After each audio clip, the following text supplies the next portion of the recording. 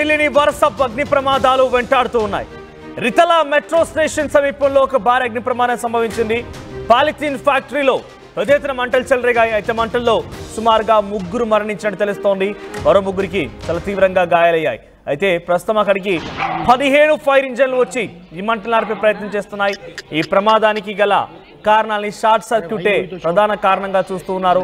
లేదంటే కుట్ర కోణం కూడా దాగి ఉందనే అనుమానంలో పోలీసులు దర్యాప్తు చేపడుతున్నారు. ఘటనా స్థలంలో ప్రస్తుతానికి సహాయక చర్యలు కొనసాగుతున్నది. ఒక polythene cover factory. So polythene factory అంతా కూడా అక్కడ ఒక్కసారిగా ఈ మంటలు వ్యాపించాయి. తెల్లవారుజామున ఒక్కసారిగా ఈ మంటలు వ్యాపించడంతో ప్రస్తుతానికి రితలా మెట్రో స్టేషన్కి సమీపంలో ఈ పాలిథిన్ ఫ్యాక్టరీ ఉంది. పాలిథిన్ ఫ్యాక్టరీలో సుమారుగా ఆ సమయంలో కొన్ని 10 మంది ఆ కార్మికులు అందులో పనిచేస్తున్నారు. ఒక్కసారిగా మంటలు చెలరగడంతో ఈ మంటల్లో సజీవంగా అగ్నికాహుతైన వారు 3, మరో 3కి చాలా తీవ్రంగా గాయాలని తెలుస్తోంది. ప్రస్తుతానికి 15 ఫైర్ ఇంజన్లు చేరుకుని మంటలు ఆరుతున్నాయంటే అక్కడ సిచ్యువేషన్ ఎలా ఉందో అర్థం చేసుకోవాలి.